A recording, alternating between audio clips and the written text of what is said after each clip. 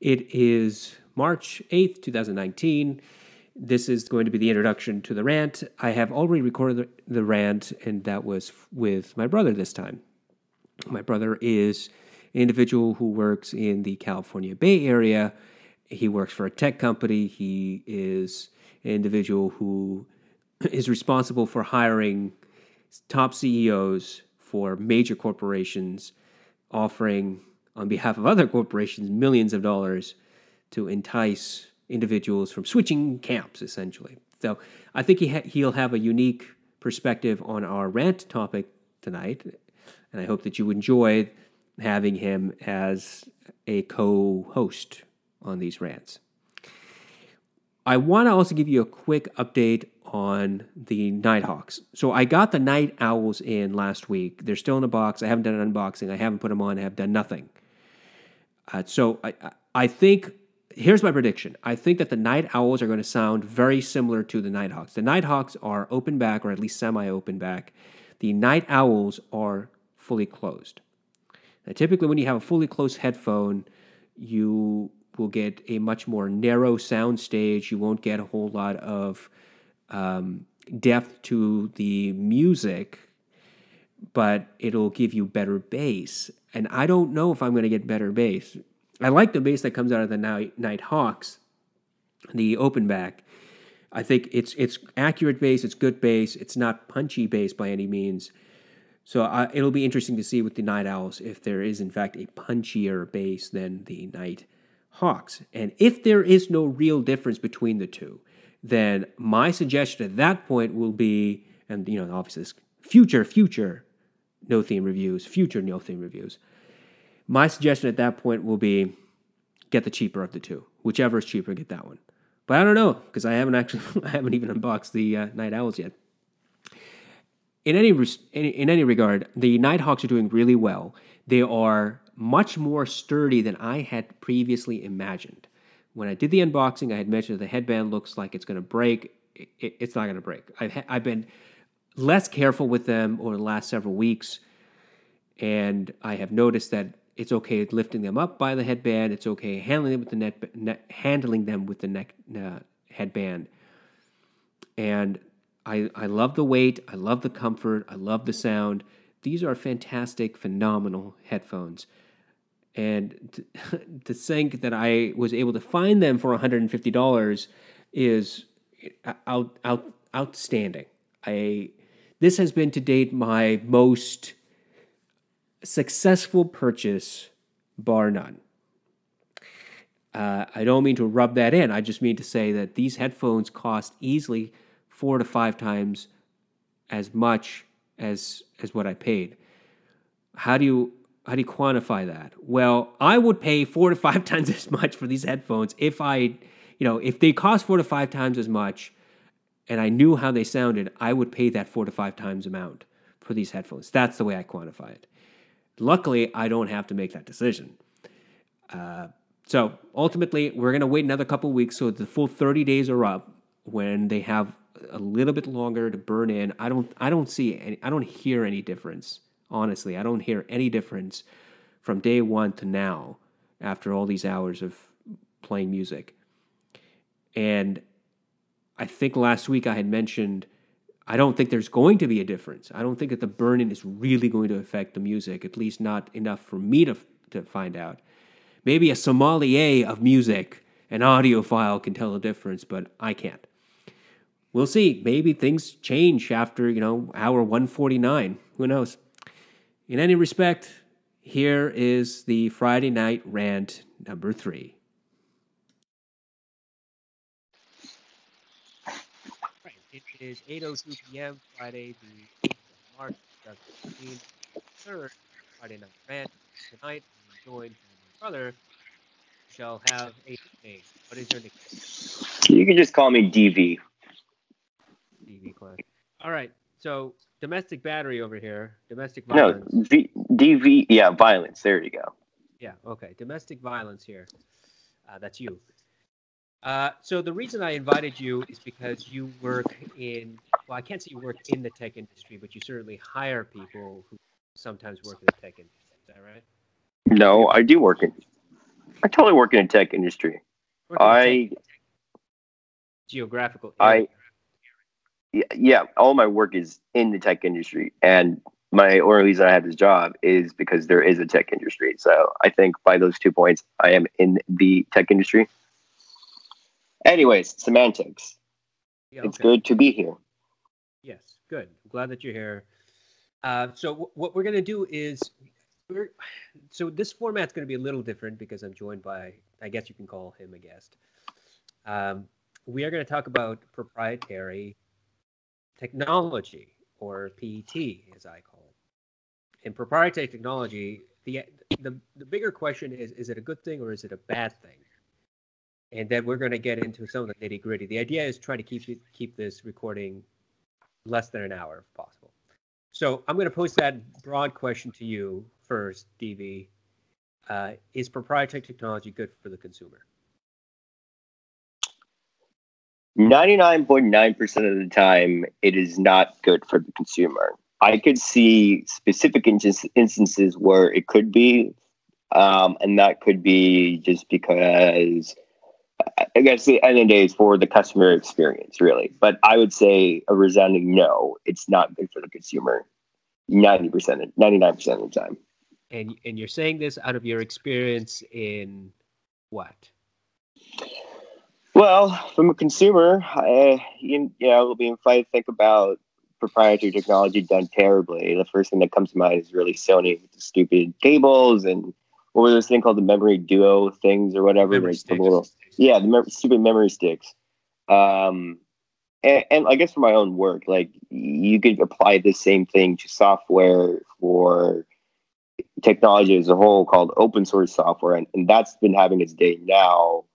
And that's basically the antithesis of what Microsoft traditionally used to do, which was basically put licenses on all of their software and not allow anybody to use it without paying them or modify it. But open source now, it's really big because it's free to use. Anybody can use it. And because of that, that technology advances a lot quicker and it gets a lot more scalable and just better overall because of the fact that it's a lot more accessible because of that, and it becomes the standard in that case. So can we differentiate proprietary technology that is new versus new and good versus proprietary technology that is new and adds nothing to the user experience?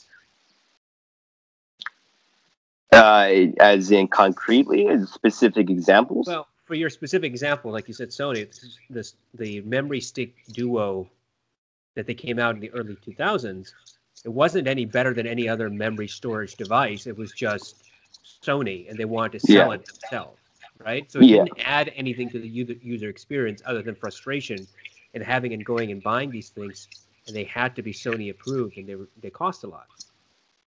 Right. Yeah, exactly. And it didn't catch on, so it's not as if third parties from China were manufacturing this stuff. Yeah, it's not like you built an entire ecosystem. It's not like Belkin was making these memory stick duos to, because there's a huge market of folks using that technology, right? But on the flip side, if you look at Apple, for example, there's 100,000,001 cable manufacturers, what have you. So yeah, exactly. So, okay.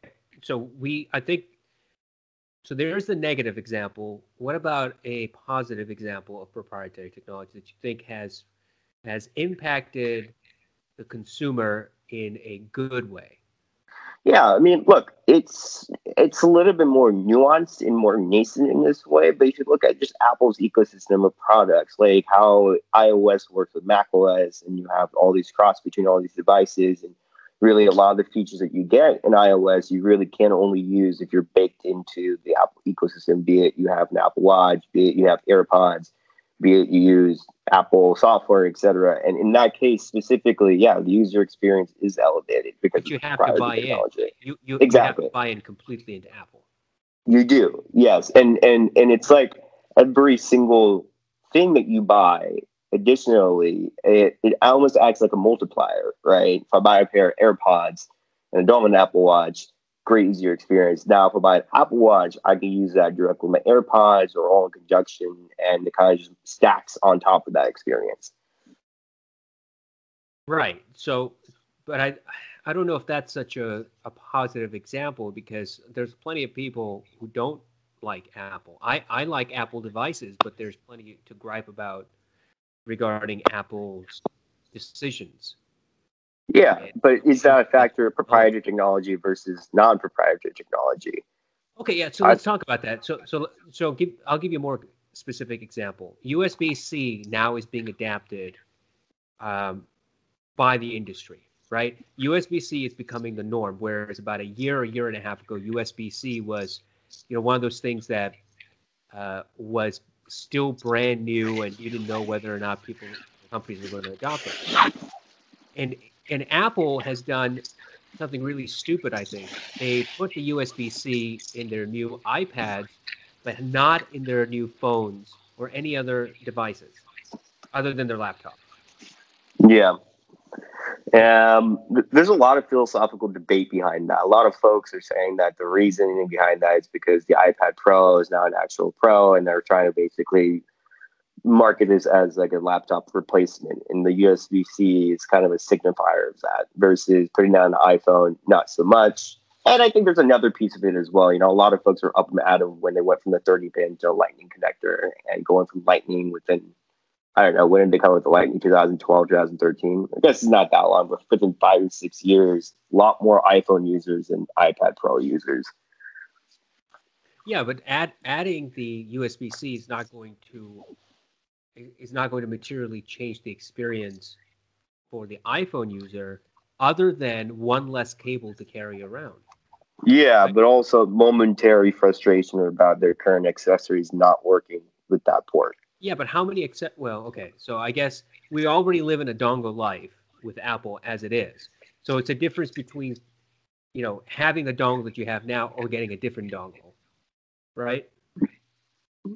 Yeah, I guess. Sure, in some cases. But I guess some folks might use like a specific charging case with their phone, or might use a specific speaker base with their phone that charges their phone, and stuff like that. I mean, that's really where the friction initially came when the 30-pin went to Lightning port, is just because a lot of accessories were instantly obsolete because of that. But yeah, I get what you're saying. Okay, so let's do a throwback. An exceptional example of proprietary tech. Proprietary tech. MagSafe probably is. Yeah, absolutely. MagSafe. And if people don't recall what MagSafe is or don't know what it is, it came out in 2006 by Apple. They put it in their Mac. They weren't MacBooks. They were still PowerBooks, I guess, back then. And what it did was, it was a charging cable that was connected to the laptop by very strong magnets. And the benefit of that is, if you step over the cord, or you trip over the cord would automatically disconnect from the computer, and the cord would fall, but the laptop would remain in its place. And that was mind-boggling to everybody who saw it for the first time on stage. And it was mind-boggling to everybody who experienced it in person, because it wasn't something that had just been invented, like the atomic bomb. This was using information and technology that they had previously, but actually implementing it in a novel way.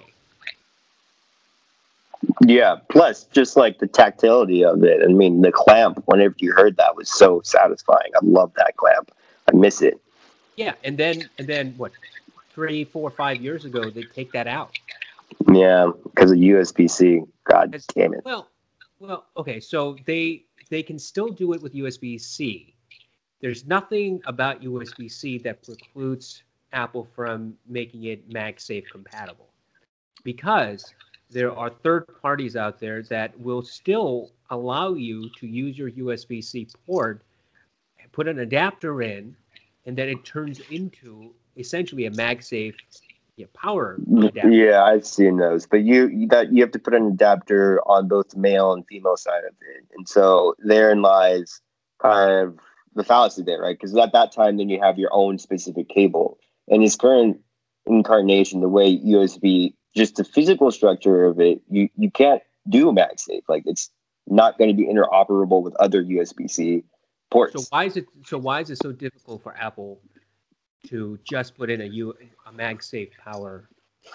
You know, I think it was a decision to go for universalism as opposed to having a proprietary charging cable and just have 2 ports on the computer instead of 3. Yeah, but in this case, the proprietary charging cable, and this is where we circle back to where PT can actually be a good thing.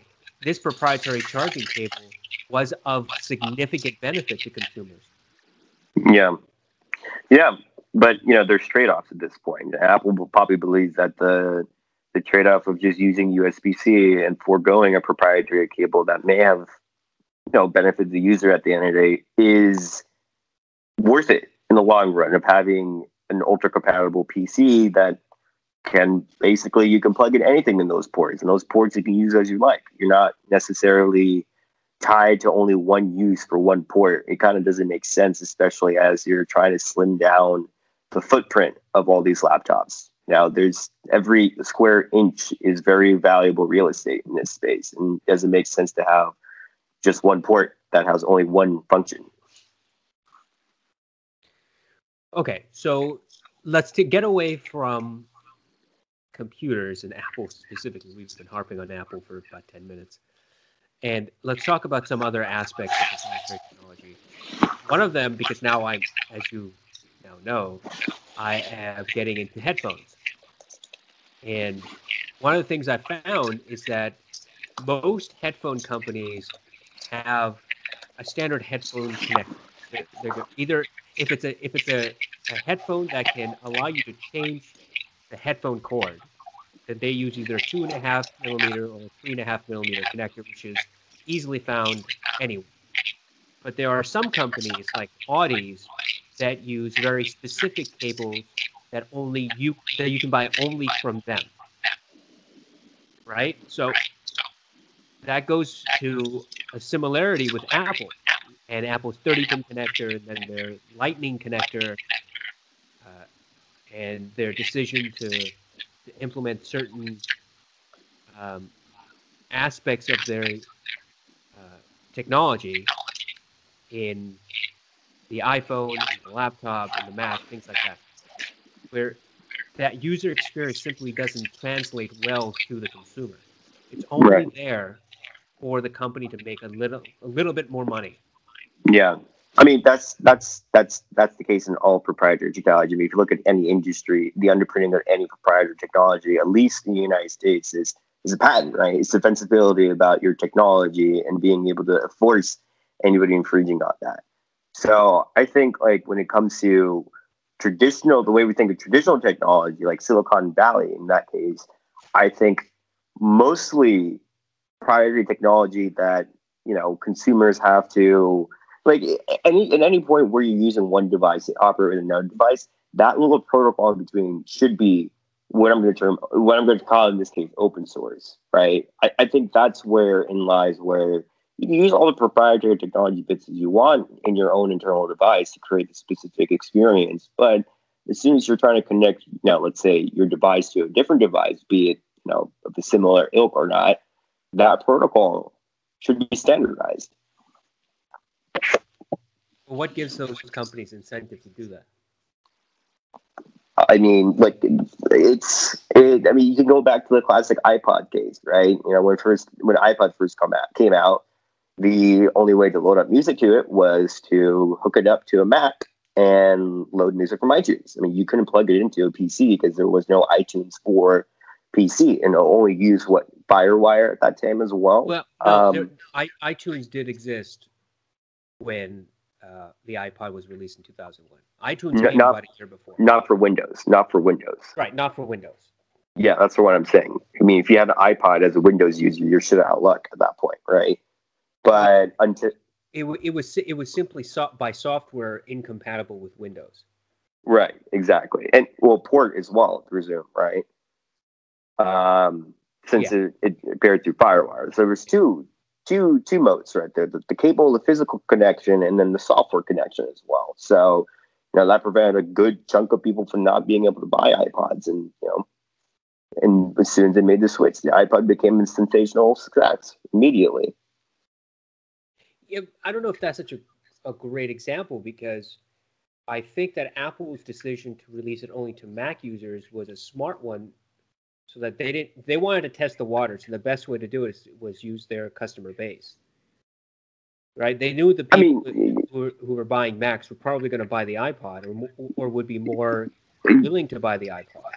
Yeah, probably. Given that that goes out of brand loyalty, right? Yeah, obviously, there's definitely the case of that, and you might be able to say that 2020 was a marketing ploy. They're only going to beta test it, true, whatever. But that's not what really caused the insane growth of iPod, right? At the end of the day, the reason people were buying iPods is because it was a better offering than any other MP3 player on the market, and they were barred from using it unless they had a Mac. And as soon as they took out the walls, I mean, that's exactly when the iPod exploded. Yeah. So I don't think we're saying anything different. We're just saying the same thing in a different way. We're basically reaching the same conclusion. Right. So in that, the answer in that case is that would be the incentive why a company would not want to have proprietary technology in that case. Correct? Because you're going to limit your own customer base if you do. Right. So why is it that companies still do that? Well, I think you're seeing less and less of it, and that's particularly a case going back to the MagSafe thing. I mean, Apple did that very thing. You could literally plug in any USB-C cable and charge it with it. So I think what I said earlier about device interoperability, I think I totally butchered that, but you know what I'm saying. Sometimes there's a lot less proprietary technology, at least from like a consumer hardware standpoint. Yeah. Okay. So I agree. I agree to that extent that there is less than there was before, probably, but companies still do it. I have a Ricoh GR2, which is a point and shoot camera, which is an excellent camera, and the only way to charge that camera is to use the cable that they send you. It's not a micro USB, it's not a mini USB, it's some sort of other weird amalgam of the two. And if you lose that cord, I have no idea where you can find it. And there is no justification for them to do that. Why do you think that is? Why was that decision made? I have no idea. In all other respects, this camera is fantastic. It's that stupid cord. Well, take a guess about incentives. Like, what would incentivize them to do that? Like, why?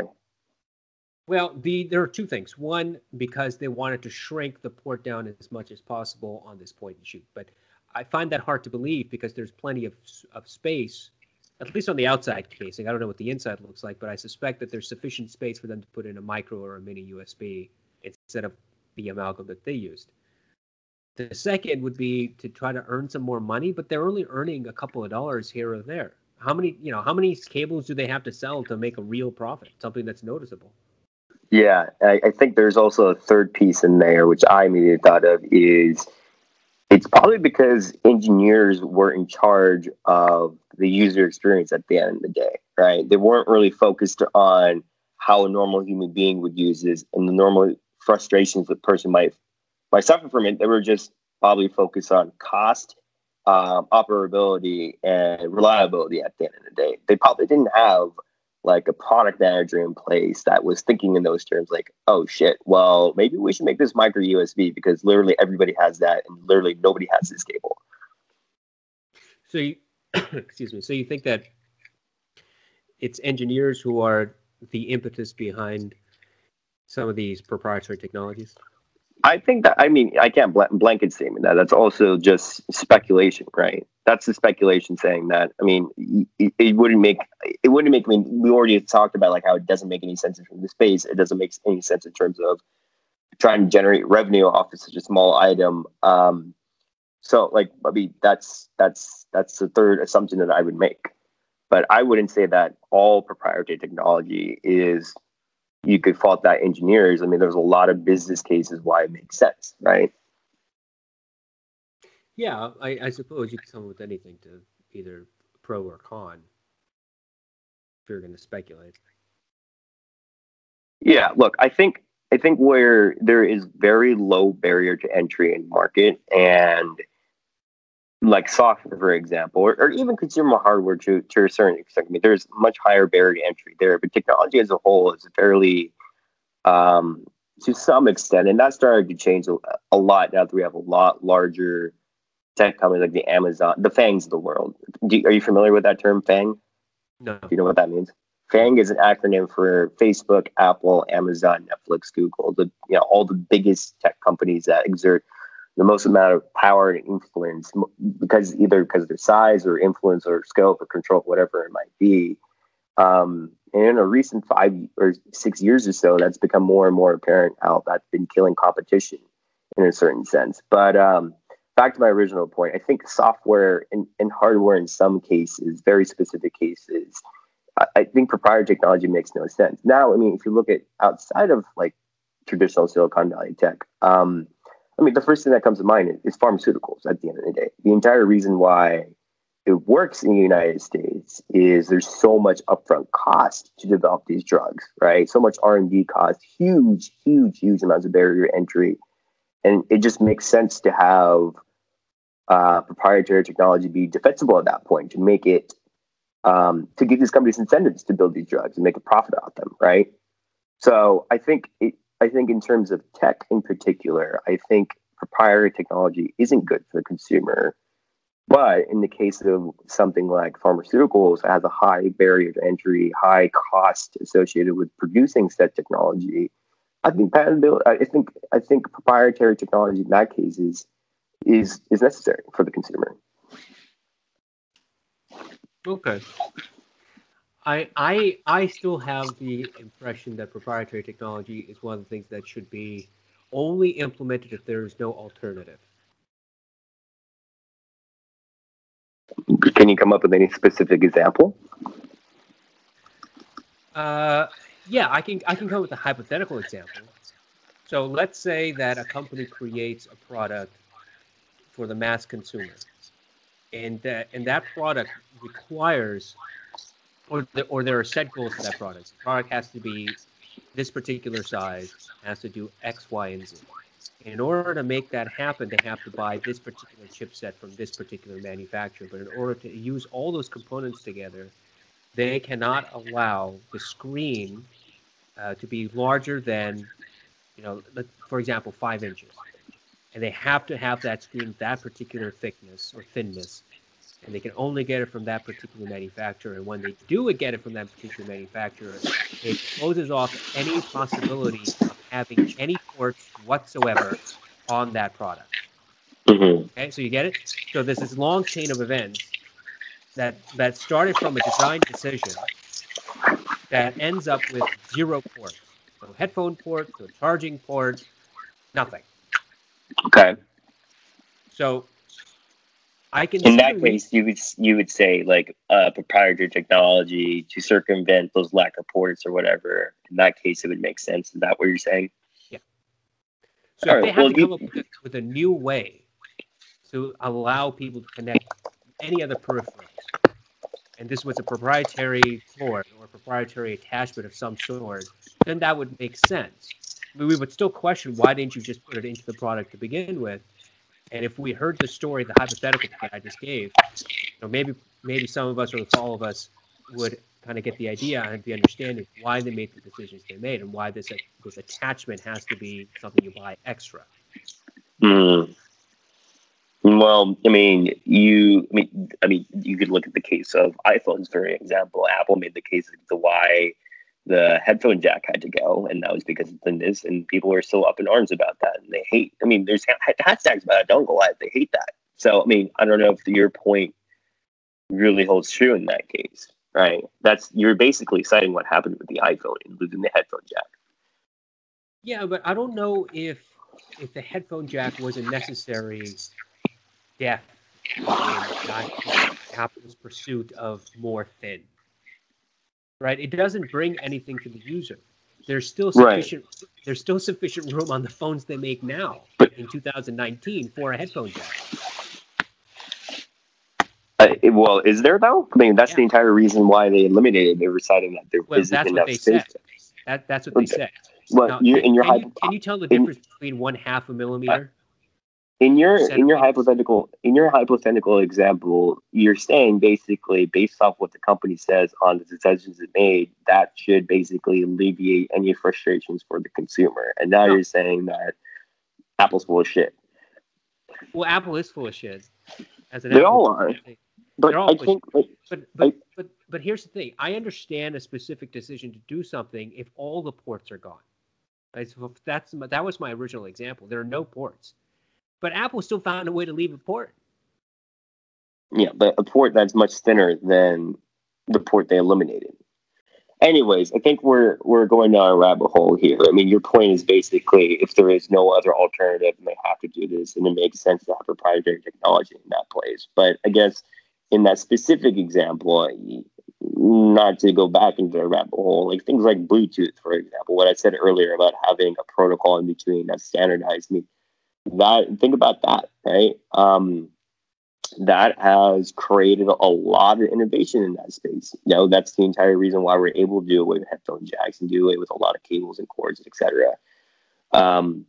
So in that case, I mean, one could say that what's the point of proprietary technology in that case when you already have a standard to abide by? Yes. Okay. I don't have a response. Yeah, I mean, I think we're saying the same thing here. I mean, there really shouldn't be any reason for proprietary technology, right?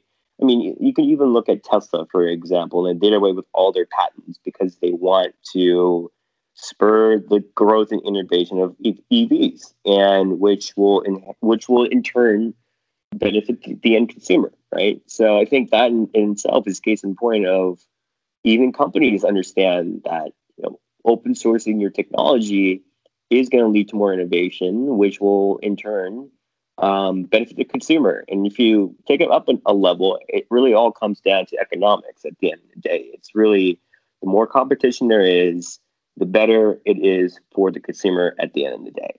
I agree. I think that is absolutely true. I think American companies are facing an uphill battle with Chinese manufacturers because everything is in China, right? Everything is made in China these days. And those Chinese corporations are stealing American technology. I don't think there's any dispute about that. Yeah. And it is those Chinese companies that are innovating from American technology IP.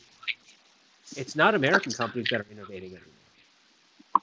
Well, I don't know if you could say they're innovating as much as they're imitating. I don't know if there's been any breakthrough innovations that come out of China on the behest of them stealing our IP per se. What has come out of it is, I mean, cheaper alternatives. I'd say that for sure. Cheaper alternatives that are almost as good, if not as good, as the original. Yeah, I mean, I personally can't speak to that because I don't know if I have any personal experience, but I don't see why not. I mean, yes, but the point being that there is innovation being happened upon it. I don't know if that point holds true per se. Based off, like, and on the converse of it, that innovation isn't coming from American companies. I don't think that point is true. Well, in what way has an American company innovated in such a way that Chinese companies cannot imitate or do better? This is the thing about technology, though. I mean, at the end of the day, it's not that your methods are defensible or your product is defensible or innately, right? It's defensible because there's a governing body that defends it and enforces it. Just because a company makes a certain technology doesn't mean like anybody can't rip it off, physically speaking. But in the eyes of the law, they can't. And how do you enforce that in China, right? I mean, the Chinese government, the onus is on them to enforce that, but they're clearly not doing it because they have no incentive to do it. In fact, their incentives are not to enforce it. Right. Yeah. And I think that benefits the larger consumer worldwide, don't you? Yeah, I mean, yes. At the end of the day, in terms of consumer choice and preferences, yes. Now, if you talk, but isn't that a clear marker for American companies or any other company that has proprietary technology when they see that they're getting ripped off and the consumer is more likely than not going to buy the rip-off merchandise? because ultimately there's not enough difference between the original and the ripoff for them to buy the original at a much higher price.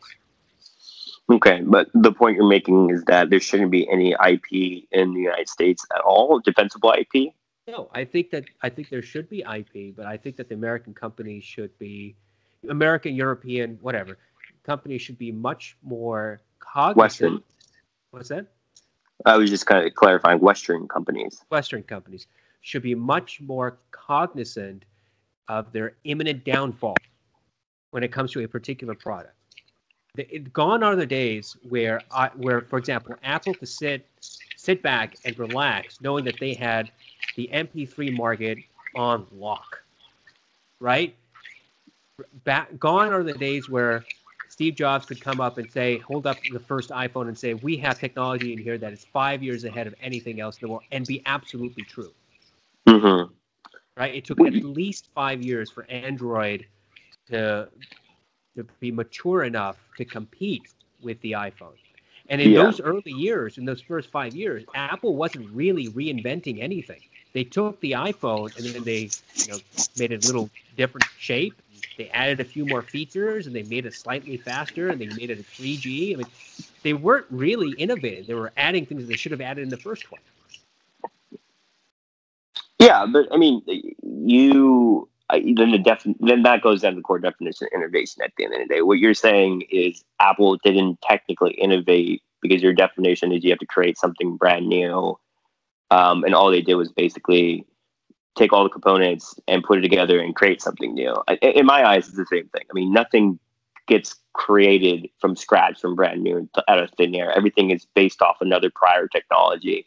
And there have to be key learnings in it. I'm not trying to take anything away from Apple or say that anything should be taken away from Apple for making the iPhone. I think that was a revolutionary product. It still is a revolutionary product. What I'm saying is that when they were done making the product that nobody else even thought of making or knew how to make, they sat back and relaxed, which is why now a lot of users are getting upset with Apple because they see stagnation and no innovation. Yeah, but the other piece of it is that the market has matured a lot more than it was 10 years ago when the iPhone first came out, right? 10 years ago, it was completely revolutionary. 10 years ago, the consumer had no idea what this was, what it could do. And in that 10 years time, there has been a lot of innovation, a lot of breakthroughs, both on the hardware side and on the software side. And there's been this huge ecosystem that's been created because of it. And it's almost like you're tapering off, right? You can't exponentially innovate infinitely. There has to be some sort of taper as the market matures. Yes, I agree to an extent with that. Yes. So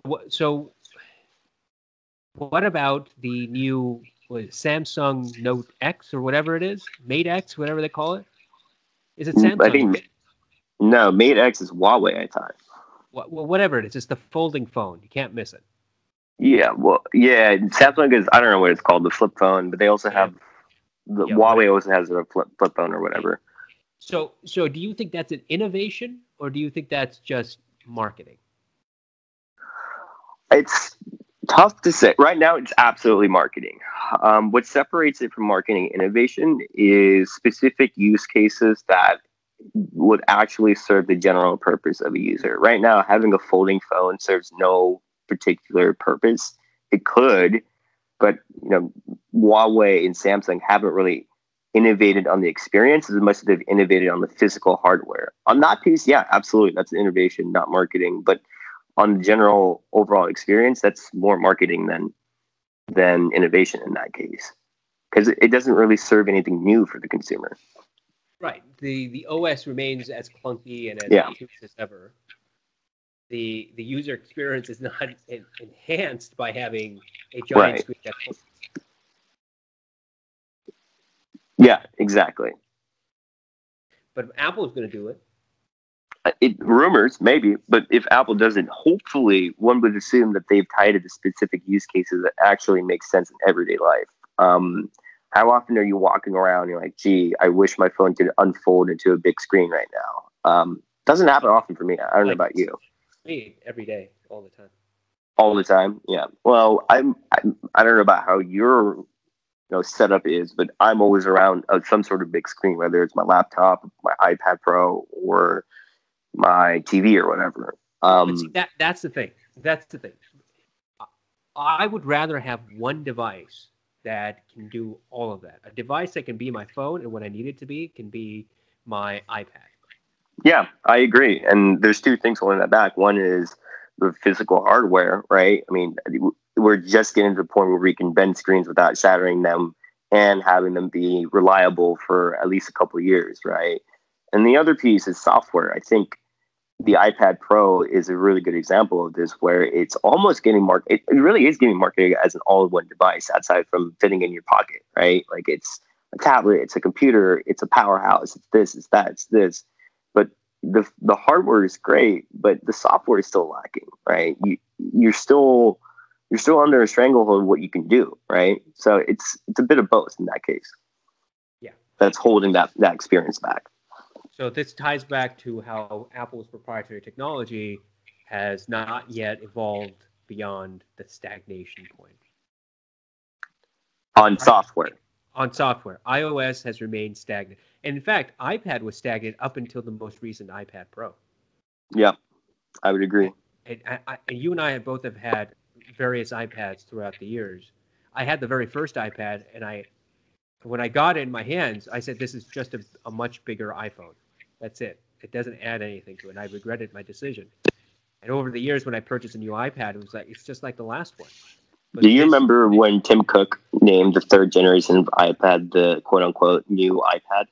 Yeah. That was my first iPad. I just, okay, so now you've touched a raw nerve if you've seen any of my videos, which is stupid marketing names. Now, I cannot understand. Name your product something people will understand. Don't give it like a 10-letter description. Don't go off on and on about, it's describing. Tell me what the product is, for crying out loud, right? The new iPad. I don't know for me, it's a new iPad. The one I had 5 years ago is the old iPad. I want a new iPad. Don't tell me that this is the new iPad. I understand it's the new iPad. I get it. What do you want me to call it? The new iPad. That's stupid. How do I say to somebody, I want last year's iPad? Call it the new iPad last year. Yeah. That's stupid. But and then there presents another problem. Next year, we're going to release another new adjective iPad. What are you going to call it? The new iPad? So now what they're doing is they're changing sizes of iPad screens. So they're changing it by millimeter. So, like last year was 12.9 inches. Down after that, it's going to be 13.1 inches, and then it's going to be 13.2, and then slowly it's just going to turn out to be a giant monitor because they couldn't come up with the right name. This is all that's going to happen now. Yeah, I wish tech companies would go after or take a note after car companies. Like, just there's no need to add a 4, 5, 6, 7 generation, this generation or that for your name of your device. Just call it an iPad. Just call it an iPhone, right? What drives me nuts is this XS Max, extra small Max. It just drives me nuts. Just call it an iPhone. Call it iPhone. And you don't even have to differentiate. Or designated by the year that it was released, because it's on a yearly cycle. And they already do that. They just don't do it on the marketing side. And the marketing side is just going crazy with these names. Just call it iPhone. Just call it iPad. Do you think that Apple is the only major company that's at fault for that? No, absolutely not. Absolutely not. I don't know. I'm not saying that Apple's the only culprit. Samsung is definitely a culprit. Google, it's an industry standard at this point, and it's ridiculous. Maybe the sheer marketing companies. Yeah, well, they're all internal marketers or whatever. It's just marketers at the end of the day that are ruining our lives with these stupid names. Okay, so now we've gone way off of proprietary technology. Proprietary names. Just stuff. That's what this rant is going to be called. It's proprietary stuff. Proprietary stuff. Is this conversation proprietary? Yeah. So this TikTok cycle that Apple invented, right? Back to proprietary. Apple invented the TikTok cycle. So you have a major release year of a product, say iPhone. Then the following year, the very next year, it's not a big update. Then the year after that, the third year, it's a quote unquote major update, and then so on and so forth. This Mm-hmm. TikTok cycle that Apple really mass produced to the consumer. Before that, I could see Intel doing it, right? Because every year something new was coming out for processors, and they wanted Moore's law. to squeeze so much out of each processor line that they kept doing this TikTok cycle. Is that a good thing? I think so. I think it absolutely is. You innovate at a higher cadence, but the innovations are less breakthrough. I mean, you kind of hit it on the head when you talk about processors, right? It's not like last year's processor was 100 times better or faster than this year's processor, and won't be the case next year either. It's just curve at the end of the day, right? And it rises at a steady rate, and I'm okay with that. I think that's good. I'd rather have regular innovation than going 5-6 years without any innovation and just have stagnation, and boom, there's a huge splash out of nowhere. It's sensationalizing. It's fun from like an emotional standpoint, but I don't think it makes sense from a technological advancement and features and benefits standpoint. I don't know if it's an innovation. Do you think it's an innovation if next year's iPhone is a little bit larger in screen and slightly faster? Well, I'm not saying innovation. I'm saying improvement, and that's gradual improvement. That for you, it's an innovation if, let's say, this year your phone's 4 inches, and they don't release another phone for another 5 years, and now it's 10 inches, right? That's a huge innovation. Versus it's 4 inches now, next year 5 inches, then a year after 6 inches, year after 7 inches, year after 8 inches, year after 9 inches, and 10 inches. You still end up at the same spot. The only difference is like you gradually get there one way versus the other. So how many That's the point I'm making. How many iPhones is Apple selling right now? Do you have any I idea? don't know the actual number. So they're still selling the iPhone 7, right? The 7 and 7 Plus. Oh, you mean how many products? How many iPhone products it offering? Yeah, I don't know. 7, 8, X. Both lines of 7 and 8. So that's 4. Plus the 10 they're still selling refurbished. That's 5. Plus the 3 new that came out here. That's 8. Plus the SE that they just re-released, 9. At least 9. Right. I find that really obnoxious. So Apple, I guess the theme of this rant is Apple has found a way to proprietarily obnoxious me. But why? Why is that obnoxious for you? I mean, you know which iPhone you're going to buy. It's not like, oh God, SE, oh God, 7, oh God, XR, which one it'll go. I mean, you immediately know the XS Max, the extra small Max is what you want, right? The reason they do all these different sets of iPhones is to basically attract every single consumer at different price sensitivities. When I bought into Apple, it was when Steve Jobs had already reinvented the company, and his ethos was simplicity. Everything's got to be simple, but the best simple you can possibly be. Now it's not simple. Now I think it's deviated from the original ethos for Apple, which is we're going to do the best thing we can possibly do, and that's it. Now we'll try to do a lot of things as fast as we can. I disagree with that bit. I think you're right. That was Steve's ethos, and I think a lot of that DNA still lives within Apple, and that just you can just see that by the products they make, right? At the end of the day, I think what's the difference now for 10 years ago is, again, it goes back to the market maturing, a lot more competitors in place, a lot more buyers in place. 10 years ago, there weren't that many smartphone buyers. Now, literally everybody that has internet connection is a smartphone buyer, right? And not everybody can afford the most pure version of your Apple iPhone, which you're going to call it, which is going to be $1,000. So for Apple, in order to stay relevant, in order to sell enough iPhones, in order to make enough revenue to keep their innovation going, I mean, they have to attack all these different price points, because if they don't, somebody else will. Okay. It just makes sense from a business standpoint. Yeah, well, no, I understand that, but Apple didn't care as much when Steve was around. He had so it wasn't just one form of iPod that kept changing year by year. He came out with the iPod Mini, then the iPod Nano, and he was still hitting those cues, but it wasn't 9 different versions of iPods at the same time. I mean, there cannot be there cannot be 9 different distinct groups of individuals that you can market and still make a profit. I mean, right? They clearly are, but they're not making they're not. Well, their profit margin for iPhones is decreasing. It might be decreasing. Yeah, it might be decreasing, but they're still there, and it's still like a huge margin. And what they might be losing in margin there, they might be making up more than on volume by being able to sell to more consumers. All right. Well, we'll have to agree to disagree.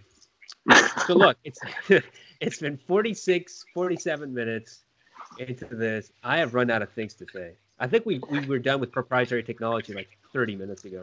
I think we just end up ranting about Apple, and I feel like this is going to be every single podcast episode. Somehow, no matter whatever you talk about, you could talk about astrophysics, and somehow it will always work itself back to. Do you want to know how Apple has screwed over physics? Have you heard the Hitler game? Have you ever played that? Again, do you know what that is? I want to keep this PG if I can. It's PG. It's PG. It's just funny because it's a good parallel here. The Hitler game, for those of you who don't know, is this game where you and an opponent, including you, by the way, or if in the future the millions of you who don't know. Right. For those of you who don't know, current, past, or future listeners, the Hitler game is basically... It's not past listeners. It can only be... Just let me explain this game. We don't know this right now, but it might be different in 100 years. All right? We might be in the past in 100 years. Well, it feels like we're going in the past. When was then? Now. When will then be... I forget the line now. Anyways, going back to what my original comment was. Yeah, Spaceball reference. Poorly done. The Hitler game is basically where you and your opponent are on Wikipedia, and you just pick a random page, and you only click on the links on those pages. You keep clicking until someone gets to Hitler's Wikipedia page. And the thought here is like all Wikipedia pages ultimately end up at Hitler's page somehow. So yeah, that's what I was saying about us always ending up on Apple and ranting on Apple. We only do it because we like Apple, except for its nonsense. Yeah, I love it. I'm a huge fan. All right, so am I. I just wish they would do better. You're like an Asian dad. Yeah. Or a dog owner. I love you, but I wish you would do better. I don't know if most people really have that sentiment towards their dogs. I think most people think their dogs are pretty much perfect. My dogs are good. They just right. Okay. All right. So it's 8:51. This was like our 5th attempt at a podcast tonight. Yeah. You know what's crazy? I stopped playing Spotify while we were recording, and the bit rate hasn't fallen. Wow. So what I was gonna God, it was your fault this entire time. This entire time I was cursing Satya Nadella and Microsoft and Skype for producing. No, it's still their fault. I mean, don't give credit where it's due. It's still their fault. Yeah, it's surprising to me. It's 2019 and still VoIP and video calls are something that still hasn't been solved. We can land a man on the moon, but we can't solve VoIP. Bizarre. It's just beyond me why it's so bad. Phones that nobody is going to buy. Yeah. Could you imagine putting that in your back pocket and accidentally sitting down? Yeah. Exactly. I guess in that case, I don't know, maybe this could be actually a proprietary technology reference here. I mean, why is that the case? I mean, the only people that really offer video calls now are these large companies like Microsoft, Google, Apple, really. I can't think of any other. Because they control the internet. Yeah, they control the internet, and I mean, like, I guess on the enterprise side, you have Zoom and Blue Jeans and all these other different ones, and Skype goes into that as well. Um, I don't know. Maybe that's a conversation for a different day of why that's the case. Maybe we should do that next time. Why VoIP sucks. Well, talking of next time. Do you want to come back next Friday? Oh yeah, am I allowed still? As long as I still have 10 subscribers. Yeah. If I Negative lose one, subscribers. you're gone if I lose one. If you gain one, I'm taking over. Yeah, that's fine. Okay. All right. So thank you very much, DV, for joining us. Next year, you're going to come up with another nickname. And if you enjoyed this, Heisenberg. Heisenberg. If you enjoyed this, great. Say my name. Subscribing, maybe. I don't know. If you're already subscribed, subscribe again. Otherwise, we'll see you next episode. Alrighty?